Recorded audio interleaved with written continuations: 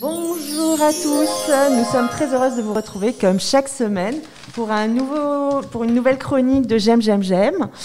Donc nous sommes ensemble pour vous présenter nos coups de cœur, lecture et films. Et nous allons commencer par Nadège qui est là pour nous présenter le film Allié de Robert Zemeckis.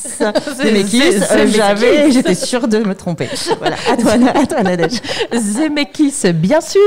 Alors Robert Zemeckis, c'est entre autres le réalisateur de Retour vers le futur, mais également de Forrest Gump, mais aussi de Seul au monde. Et aujourd'hui, je vous présente un film peut-être un petit peu plus méconnu dans sa filmographie qui s'appelle Allié. C'est un film dans lequel nous retrouvons Marion Cotillard et Brad Pitt et c'est une histoire qui se passe en 1942. Donc c'est la rencontre entre Max, un espion américain, et Marianne, une résistante française. Et là où on pourrait se dire voilà une belle histoire d'amour qui débute, il n'en est rien. Car Marianne, très vite, est soupçonnée d'être une espionne à la solde du Troisième Reich.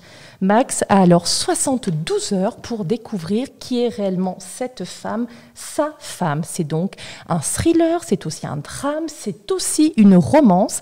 Et c'est vraiment un film très intéressant pour ce duo qui a été réuni pour la première fois, je pense.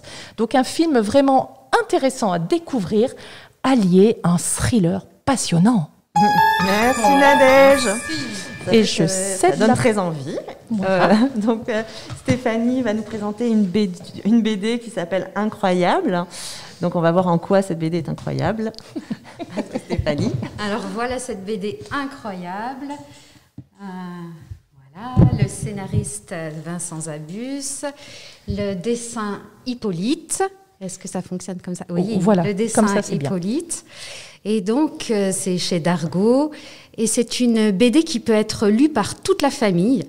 On entre dans la vie, dans le monde de Jean-Loup, qui a 11 ans, et qui va nous entraîner dans une aventure qui paraît toute simple en apparence, mais qui vraiment va aller toucher des sujets graves, comme le suicide, comme la dépression. Qui va aller aussi toucher la différence et comment trouver sa place lorsqu'on est différent. Donc c'est une bande dessinée poétique.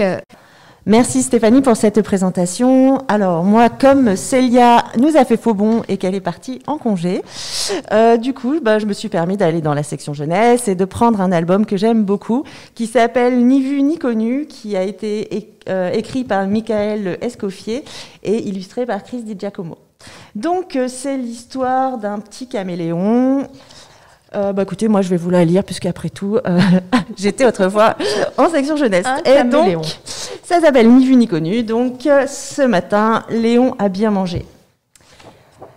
Il s'est ensuite fait dorer au soleil sur un gros rocher. Et maintenant, Léon, il a très envie de faire caca. Il se trouve un bel arbre derrière lequel il peut se cacher. Mais au moment de s'essuyer, zut, plus de papier. Léon cherche ce qu'il pourrait bien utiliser. Des feuilles, non, ça pique les fesses. De la mousse, non, il va s'en mettre plein les doigts. Tiens, cette vieille culotte devrait faire l'affaire. Elle appartient sûrement à quelqu'un. Cela dit, je ne vois pas qui s'aventurerait jusqu'ici. Et en plus, elle est toute trouée.